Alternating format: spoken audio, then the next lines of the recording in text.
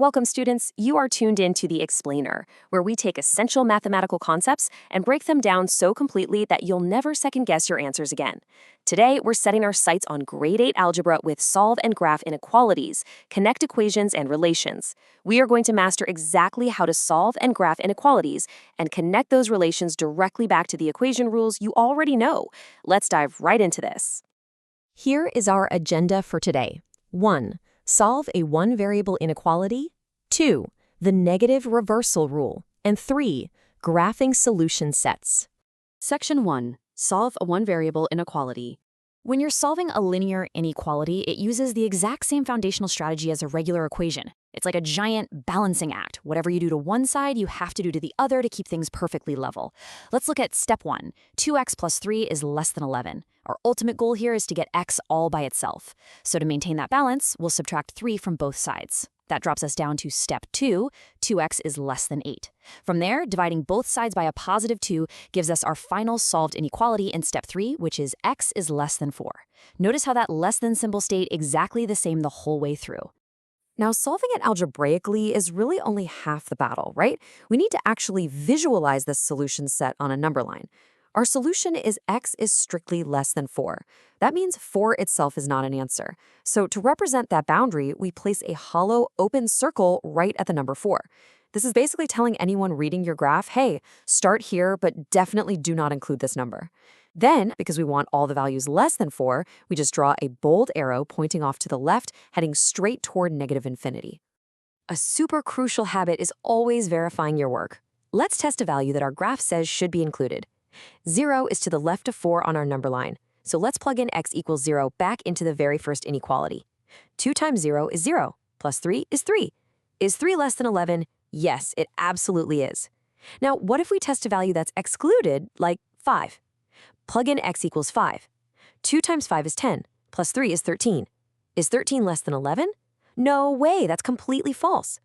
This quick check verifies that our solution set, x is less than 4, and the direction we pointed our arrow are totally correct. Section 2. The negative reversal rule. Okay, we need to talk about a major rule breaker in the math world. Here it is. When multiplying or dividing an inequality by a negative number, the inequality symbol must be reversed. Why? Well, think about a really simple truth for a second. 3 is less than 5. If we were to multiply both of those numbers by a negative 1, we get negative 3 and negative 5. But if you picture a number line, negative 3 is actually greater than negative 5. If we don't flip that symbol, our totally true statement suddenly becomes a false statement. Flipping the sign is the literal mechanism that ensures the math stays true.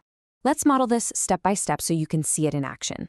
In step 1, we have negative 3x is greater than or equal to 12. To isolate x, we have to divide both sides by negative 3. Now, the alarm bells in your head should be ringing because we are dividing by a negative number. The exact moment we pull that trigger, we have to reverse the direction of our symbol. That greater than or equal to sign flips entirely to become a less than or equal to sign. 12 divided by negative 3 is negative 4. So our final answer in step 2 is x is less than or equal to negative 4. Section 3. Graphing solution sets and common errors. Let's graph that new solution. X is less than or equal to negative 4. See that little or equal to bar underneath the inequality symbol? That means negative 4 is a perfectly valid solution to this problem. To show that it's included, we place a solid, closed circle exactly on negative 4. And since we want all the values less than negative 4, our arrow points out to the left. Once again, let's test our logic to be absolutely sure we nailed it. Let's pick a number in our graphed section, like negative 5, and plug it into the original problem. Negative 3 times negative 5 is positive 15. Is 15 greater than or equal to 12? Yes, it is. That's a true statement. Now let's test an excluded value, like 0. Negative 3 times 0 is 0. Is 0 greater than or equal to 12? Definitely false. So our graphing logic holds up flawlessly.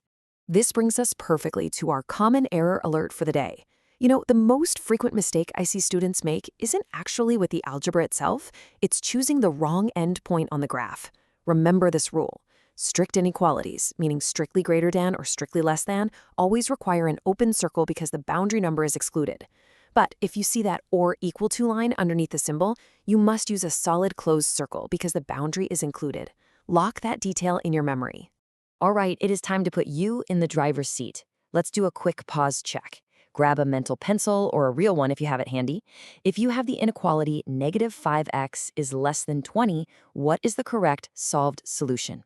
Take just a brief moment to think about your steps and, more importantly, think about that rule breaker we just learned. How'd you do? Here's the breakdown. To isolate x, you need to divide both sides by -5. Because you're dividing across the inequality with the negative factor, the negative reversal rule immediately activates. You must flip the less than symbol so it becomes a greater than symbol. 20 divided by -5 is -4. So the mathematically correct solution is x is greater than -4. Awesome! Now for part 2 of our pause check. Take that solution you just got. X is greater than -4. If you had to draw that on a number line right now, what kind of endpoint would you use? And which direction would your arrow point? Think about the symbol carefully. Let's reveal the reasoning. Because the symbol is strictly greater than, -4 is not included in the solution set. Therefore, your endpoint has to be an open, hollow circle placed at -4. And since x represents all numbers greater than -4, your arrow has to point in the positive direction, which is off to the right. If you got both of those right, you're doing absolutely fantastic.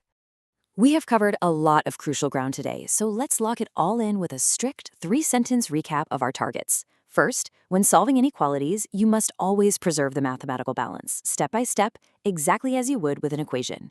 Second, the absolutely critical rule is that you must reverse the inequality symbol whenever you multiply or divide both sides by a negative number. Third, accurately graphing your solution requires paying close attention to choosing the correct open or closed endpoint and the precise direction of your arrow.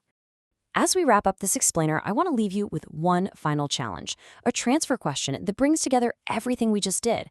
How would you solve and graph the solution to -x divided by 2 plus 4 is less than or equal to 6?